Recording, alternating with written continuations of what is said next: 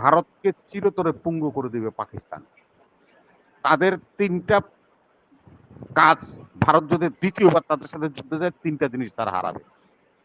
একটা হলো ৩টা নদীর উপরে যে ড্যাম করেছে সিন্ধু সহ, এই ড্যাম প্রথম তারা উড়িয়ে দিবে, ফারাক্কা ভেঙে দিবে, চিকেন নেক বন্ধ করে দিবে, ভারতকে টোটাল ক্লাস করে দিবে পাকিস্তান।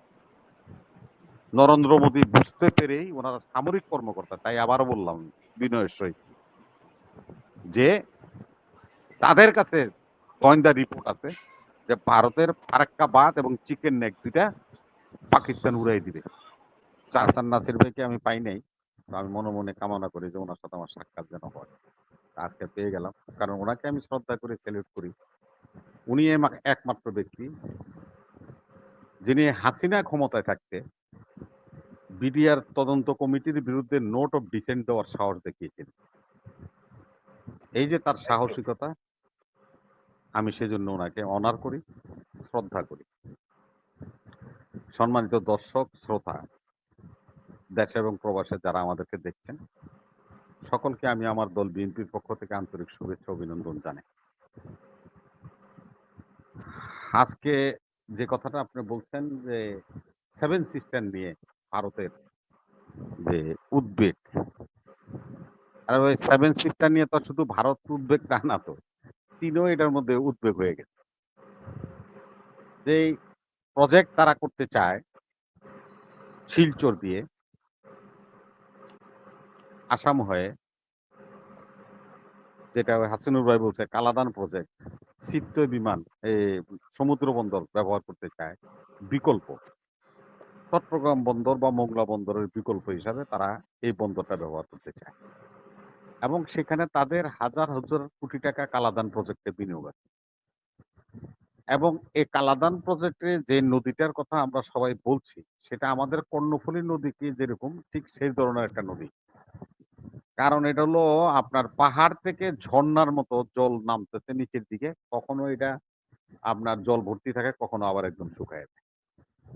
এই ধরনের একটা নদীর উপরে এক্সপেরিমেন্ট করে তারা ছিটতে বন্দরকে ব্যবহার করে ওনাদের 7 সিস্টার সহ ভারতের বিভিন্ন রাজ্যে তারা ব্যবহার করতে চায় এই পোর্টটাকে, এই বন্দরটাকে।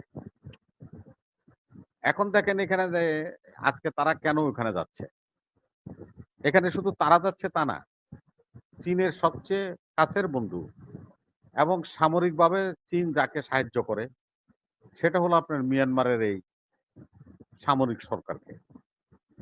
তারাও বিকল্প পথে যাচ্ছে এবং তাদের এই বিকল্প পথ ওরা তৈরি করে নিছে চীন। সেটা হলো বেলুচিস্তানে যেই পাকিস্তানের সমুদ্র বন্দর আছে তারা, সেটা চীন ডেভেলপ করেছে, এবং চীন থেকে ওই বেলুচিস্তানের সীমান্তে আসতে মাত্র ৬৭ কিলোমিটার জায়গা, যেটা এই মুহূর্তে 8 লেনের এক্সপ্রেস ওয়ে করে দুইভাবে ল্যান্ডও আছে, তারা এক্সপ্রেস ওয়ে করেছে, করে চীন সেখানে সেটা তাদের সাথে সংযোগ পাকিস্তানের সাথে করে নিয়েছেন ওই বন্দরের সাথে। এটার মূল জিনিসটা হলো, স্ট্র্যাটেজিটা হলো সমুদ্র যে আমাদের এই যুদ্ধ আছে সেই যুদ্ধের একটা অংশ, যে এটা বিকল্প রাস্তাটা তারা তৈরি করে নিল। সেটা হলো আমরা যে হরমুজ প্রণালীর কথা বলি, মালয়েশিয়াতে থেকে আরম্ভ করে এই হরমুজ প্রণালীটা শুরু হয়েছে। এখন দিয়াগো গার্সিয়াতে আমেরিকা তাদের নেভেল বেস আছে, এবং তারা পুরা টোটাল এই হরমুজ প্রণালীটাকে নিয়ন্ত্রণ করে। আমাদের বাণিজ্য, বাংলাদেশ বলেন, অন্যান্য দেশ বলেন এবং চীন, আমাদের সকলের বাণিজ্যের একটা মাত্র রুট, সেটা হলো হরমুজ প্রণালী। সেখান দিয়ে আপনি আমাদেরকে বঙ্গোপসাগর, বে অফ বেঙ্গলে আসতে হবে। তো চীন চিন্তা করছে আমেরিকা যেভাবে রাখাইনে এসে তাদের ঘাঁটি অলরেডি করে ফেলছে, তাহলে সিটোয়ে যে পোর্ট আমি তৈরি করলাম বার্মায়, আমাকে তো আমেরিকা সেটা ব্যবহার করতে দিবে না, তাহলে আমার বিকল্প রুটটা কোন জায়গায় যেতে হবে? তাহলে বিকল্প রুট হলো বেলুচিস্তান, পাকিস্তানের যেই আরব সাগরের সাথে যেই আপনার সমুদ্র বন্দর, সেই সমুদ্র বন্দরকে তারা কানেক্টেড করে নিল, যেটা হরমুজ প্রণালী টাচ করা লাগবে না, হরমুজ প্রণালীতে আসতে লাগবে না, সেটা স্পেশালি চীনে চলে যাবে তাদের পণ্য। সেহেতু আজকে সেভেন সিস্টার নিয়ে যেই তুগলকি চিন্তা ভাবনা মোদি করতেছে, এগুলি শুধু খালি ওর হলো স্ট্যান্ডবাজি রাজনীতি, অন্য কিছুই না। যে কথাটা আপনারা আমরা সবাই বলছি, পাহাড়ি অঞ্চলে যাদের বাড়িঘর বা কাছাকাছি নিয়ারে তারা বলতে পারবেন। পাহাড় এমন একটা খারাপ জিনিস, আমাদের যে চট্টগ্রামে দেখেন বৃষ্টি হলে পাহাড় ধস নামে, শত শত মানুষ মারা যায়। এরকম রাস্তা মুক্তিযুদ্ধের সময় আমরা দেখি। সেটা হলো আমরা মনে করেন যে সাবরুম থেকে মনু থেকে আপনার আগরতলাতে আসতেছে বা মেলাঘর আসতেছে। দেখা গেল উদয়পুরের ওখানে একটা অতিবৃষ্টি হয়েছে, একটা পার স্ল্যান্ডিং করে ধস নেমে রাস্তা ব্লক হয়ে যাবে মুহূর্তের মধ্যে। এটা হলো পাহাড়ি রাস্তা যেখানে করতে চায়, যে যারাই করুক তাদের সকলেরই বিবেচনা রাখতে হবে যে এটা যে কোনো মুহূর্তে ব্লক হয়ে যেতে পারে। কিন্তু বাংলাদেশের সমুদ্র ব্যবহার করে রাস্তা ব্যবহার করলে ভারত কোথাও সিল হওয়ার বা ব্লকেট হওয়ার কোনো সম্ভাবনা ছিল না। অতএব এটা একটা তুগলকি সিদ্ধান্ত, যেটা ওই যে আমাদের নাসির ভাই বলছে যে এই যে 22,000 কোটি টাকা প্রথম দিনই খায় ফেলাবে। এটা খায় ফেলাবে এই জন্যই, এই যে পাহাড়ের মধ্যে যে জনগোষ্ঠী বসবাস করে, এরা ভাই রাস্তা রাস্তা উন্নয়ন টুন্নয়ন এগুলি বুঝে না। তারা হলো সেকেলি মানুষ, পাহাড়ের মধ্যে থাকে আদি মানুষ। তারা তাদের দরকার হলো টাকা পয়সার। তারা কে কোম্পানি আসলো কি আসলো দেখার বিষয় না, যারে ভাবে তারাই ধরবে। এটা আবার কোন দেশের কে এটা বিবেচনা তাদের নাই, গুলি করবে মেরে ফেলবে, এটা তারা কোনো কিছুই কেয়ার করে না, ড্যাম কেয়ার করে। তো ওই 22,000 কোটি টাকা তো ওই পথে যাবে, তো আর ওনার টাকা কোথায়? ওনার তো টাকা নাই। উনি এই তুগলকি চিন্তা ভাবনাটা করছে। এটা হলো কি, ব্রিটিশ শাসনের সময় ট্রান্স এশিয়া রোড বলে একটা প্রকল্প ছিল।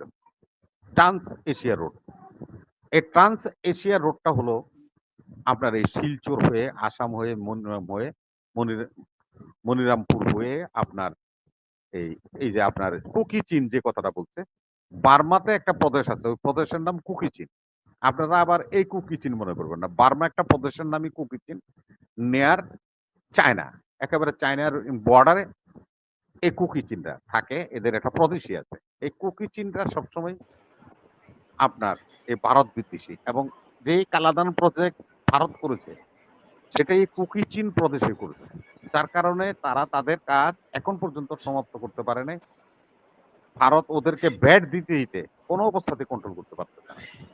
এই সমস্ত ঝামেলা তো যুক্তি ঝামেলা থাকবে। তারপরে যেটা নাকি তারা তাদের খুব চিন্তার বিষয়, যেটা আমাদের এখন ভারতে পাকিস্তান নিয়ে যে আমাদের আজকের যে ভূ রাজনীতি নাসির ভাই, সেটা হলো ওরা যে কথা আপনারা বলছেন যে চিকেন নেকে তারা সামরিক মহড়া করেছে, এবং ফারাক্কা বাঁধের উপরে তারা সামরিক মহড়া করেছে। তো বাই চিকেন নিক হলো বাংলাদেশের নেয়ার, এখানে তাদের কোনো কিছু ক্ষতি হতে পারে, এই জন্য সামরিক মহড়া করলো, মাইনে নিলাম। তো ফারাক্কা পাত্র হলো হুগলিতে, আমার থেকে 400 কিলোমিটার দূরে। তো ওইখানে কেন সামরিক মহড়া করলো? এই সামরিক মহড়া করার কারণ আছে। পাকিস্তান যে 130টা মিসাইল ভারতের বিভিন্ন টার্গেটে তারা প্লেস করে রেখেছে গোপনীয় স্থানে, একটা মিসাইল আসবে ফারাক্কা বাঁধের উপরে, আরেকটা মিসাইল আসবে চিকেন নেকের উপরে। ভারতকে চিরতরে পঙ্গু করে দিবে পাকিস্তান। তাদের তিনটা কাজ, ভারত যদি দ্বিতীয়বার তাদের সাথে যুদ্ধে যায়, তিনটা জিনিস তারা হারাবে।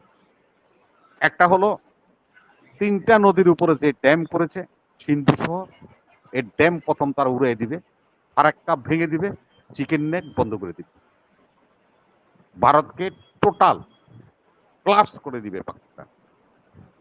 নরেন্দ্র মোদী বুঝতে পেরেই ওনারা সামরিক কর্মকর্তা, তাই আবারও বললাম বিনয়ের সহিত যে তাদের কাছে গোয়েন্দা রিপোর্ট আছে যে ভারতের ফারাক্কা বাঁধ এবং চিকেন নেক দুইটা পাকিস্তান উড়াই দিবে, যার কারণে তারা এখানে সামরিক মহড়া করে তাদের সৈন্যদেরকে প্রস্তুত করতেছে। তো সৈন্যদেরকে প্রস্তুত করে লাভ নাই, তো যে জিনিস আইবে ওইটা সৈন্যরা কিছুই বুঝতে পারবে, বরং সৈন্যরা গঙ্গার জলে পাইসা রাজশাহীতে এসে উঠবে।